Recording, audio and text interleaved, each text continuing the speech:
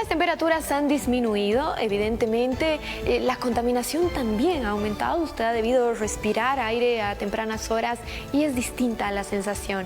Pero ¿cómo es que esto afecta a nuestro bienestar, al bienestar de los sectores productivos y en general a la ciudad?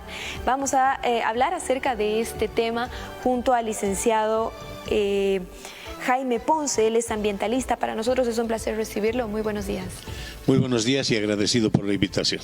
Licenciado, por favor, coméntenos cuál es el estado actual de Cochabamba referente a los índices de contaminación. Bueno, es similar al que experimentamos prácticamente desde hace ya muchas décadas atrás.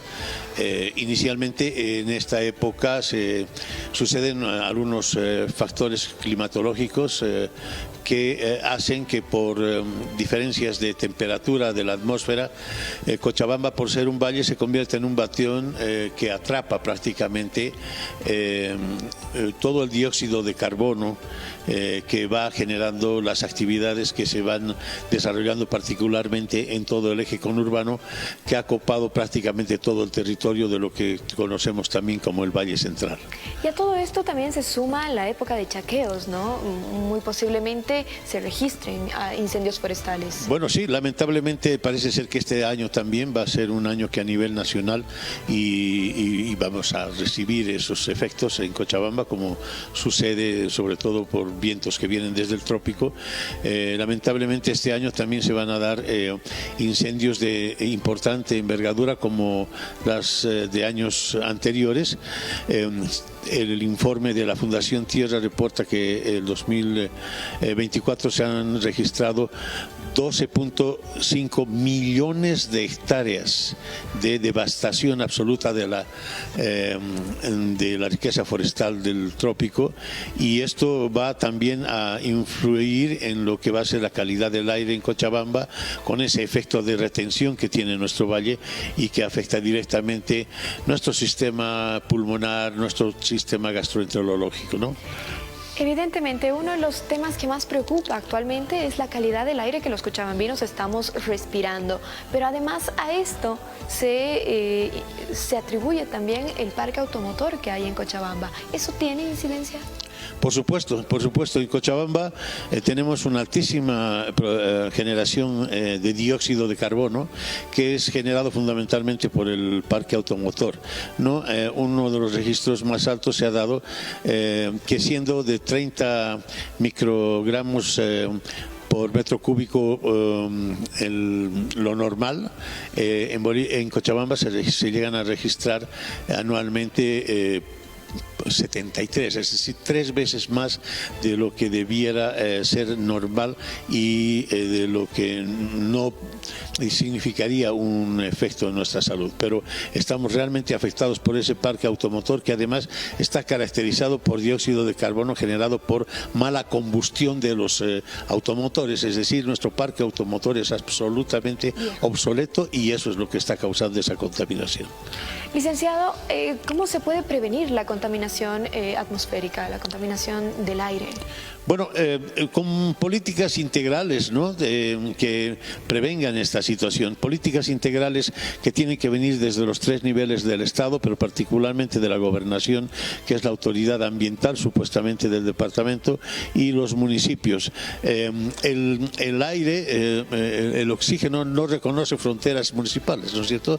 Vivimos un solo valle, 6-7 municipios que estamos a lo largo de él, y debieran haber ponerse en primer lugar políticas de planificación del crecimiento de la mancha urbana, cosa que no existe, ¿no? Segundo, políticas sobre todo de vialidad, es decir, de definición, por ejemplo, de medidas como las de las restricciones vehiculares en determinados centros urbanos donde se concentra esta emanación de dióxido de carbono. Políticas concertadas con el sector transporte, que es fundamental su modernización, ¿no es cierto? Y políticas que ya están siendo parte prácticamente en todo el mundo de reemplazar los combustibles fósiles combustibles, ¿no es cierto?, la gasolina, el diésel, etcétera, por sobre todo transporte eléctrico, que es ¿no? sí, el eléctrico, que es el que en todo el mundo ya se está empezando a implementar con mucho más fuerza que en nuestro país. Licenciado, la población en general, desde sus hogares, desde sus actividades cotidianas, ¿pueden hacer algo para prevenir? Bueno, siendo que este es un elemento que más está vinculado a las políticas estatales, sobre todo el atmosférico, por la dimensión, por las características, nosotros también contaminamos el aire, ¿no es cierto? Lo hacemos de varias maneras. Uno de los, y no solamente el aire, la contaminación en Cochabamba es aguda en nuestras tierras están siendo degradadas, nuestras aguas están siendo absolutamente contaminadas, y hay muchas cosas que además de políticas estatales puede hacer el ciudadano. En primer lugar, bueno, ahora estamos obligados a utilizar el transporte público, ¿no es cierto?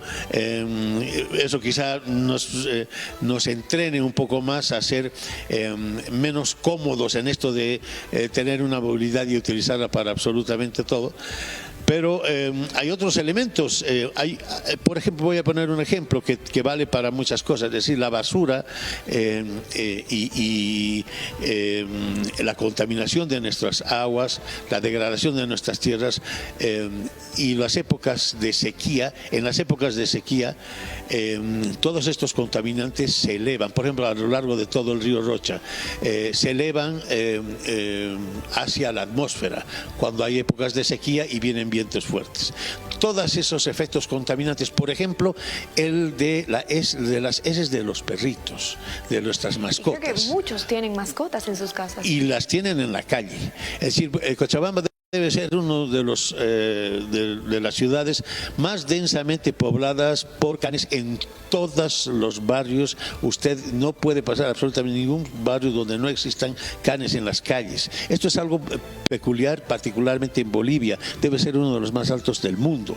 Entonces, todos estos desechos, cuando se secan, y los aspiramos en nuestros pulmones permanentemente, nuestros niños, nuestros ancianos. O sea, para ponerte solamente un ejemplo, que podría ponerte muchos de los que están afectando y están convirtiendo a Cochabamba en una de las ciudades con mayores índices de enfermedades pulmonares y gástricas de todo el país, y una de las más altas del mundo. A veces uno llega a tener ciertas infecciones y dice: yo me lavé las manos, yo cumplí lavando mis alimentos, pero no se da cuenta que a veces solemos aspirar este tipo de contaminaciones. Bien lo señalaba, no solamente es a nivel aire. ¿Qué sucede con nuestros suelos y con nuestra agua, con nuestro agua? Bueno, con nuestros suelos sucede fundamentalmente que estamos perdiendo totalmente la capacidad productiva de nuestro valle. Solamente el dato de la actividad lechera tradicional que sustenta a cientos a miles de familias en Cochabamba, tenemos el dato que en los últimos 10 años se ha reducido a un 30%, a un 35% nuestra capacidad productiva de leche. Se debe fundamentalmente, primero a la falta de incentivos, a la elevación de los insumos, pero principalmente se debe a que las tierras productivas que tenían esa vocación y esa posibilidad, esa incluso herencia de capacidad productiva, están siendo perdidas ante el avance de la mancha urbana, el loteamiento, los avasallamientos ilegales. Entonces, todo aquello de lo cual los cochabambinos nos caracterizamos por aportar al país en términos de capacidad productiva agrícola y en particular lechera, está siendo perdido por una falta de preservación de las áreas productivas y un desenfrenado y caótico crecimiento de la mancha urbana, combinado con tráfico de tierras que están devastando la economía cochabambina. Licenciado, por ejemplo, para que un sector productivo, ya sea lechero u otro, sea realmente eficiente, ¿cuánto es el espacio, el área que debería mínimamente abarcar? ¿Y cuánto abarca en Cochabamba? Bueno, en el caso de Cochabamba estamos hablando de una pérdida, por lo menos en los últimos años, de unas 60 a 70 mil hectáreas solo en el valle, ¿no es cierto? Esto te da una visión de que prácticamente en Cochabamba se han perdido, repito, en el Valle Central se han perdido el 60% de las áreas productivas, ¿no es cierto? Uno puede, o sea, es decir, para lo que tú dices, la sostenibilidad depende mucho, ¿no es cierto?, de la fluctuación de los precios. Pero en el caso de Cochabamba, otra de las capacidades productivas que hemos ido perdiendo es, por ejemplo, la industria o la exportación de floricultores, ¿no es cierto? Cochabamba en determinado momento no solamente abastecía el mercado nacional, sino que exportaba flores hasta Colombia, que es uno de los centros mundiales de producción de... Cochabamba ciudad jardín, hoy pareciera que ya no es tanto así. En este caso más que para jardín, era para producción de un insumo que insertaba a la economía cochabambina una enorme cantidad de recursos. Y lo propio pasa de manera similar en el Chapare, ¿no?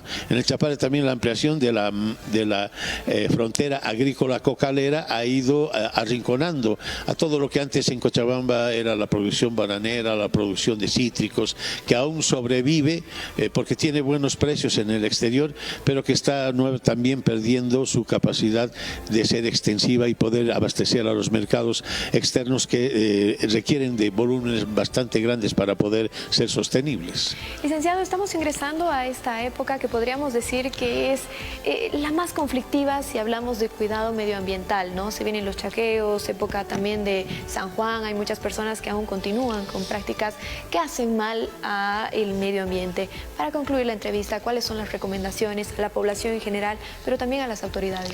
Bueno, a nivel nacional, lamentablemente se ha aprobado un nuevo decreto que ratifica las leyes incendiarias, sobre todo en el oriente boliviano. Un pequeño porcentaje le corresponde también a Cochabamba, pero a nivel local, los cochabambinos lamentablemente nos hemos acostumbrado a que en esta época del año sea época de frío, pero además época de incendios. Entonces nos hemos preparado, nos hemos organizado, respeto mucho yo a quienes dirigen todas estas agrupaciones de bomberos, pero nos hemos acostumbrado a ser bomberos y a hacer de la vista gorda respecto de quienes provocan esos incendios. Es decir, no prevenimos, no tomamos medidas de prevención, esperamos que venga el incendio y nos preparamos para apagarlo, ¿no? Y eso realmente es devastador. El Parque Tunari sigue siendo un gran hueco negro de la gestión ambiental en Cochabamba, sigue siendo un área absolutamente abandonada a su suerte y seguimos esperando que se siga enfermando y le seguimos dando aspirinas. Por lo tanto, necesitamos que el Parque Tunari, que es de donde experimentamos la mayor cantidad de incendios en el Valle Cochabambino, pase a manos de los cochabambinos. Este Parque Tunari está administrado por el CERNAP. El CERNAP tiene su oficina, su dirección, su administración en un escritorio en La Paz. Entonces nunca va a poder ser bien administrado y nunca se van a poder implementar políticas de manejo integral de esos bosques o de esa área protegida desde La Paz. Necesitamos que venga a manos de un comité de gestión interinstitucional cochabambino que una vez por todas ponga coto a lo más importante, que es frenar la especulación inmobiliaria, el tráfico de tierras que sufre el Parque Tunari y de quienes viene, de estas mafias de loteadores, viene la mano negra que siempre está intentando destruir el Parque Tunari con incendios. Licenciado, muchísimas gracias por habernos visitado y bueno, será un gusto siempre recibirlo en una próxima oportunidad. El placer es mío. Bien, estas son las recomendaciones y bien importantísima la prevención antes que cualquier tipo de contención de incendios ya establecidos. Continuamos abordando otros temas en Telemañana.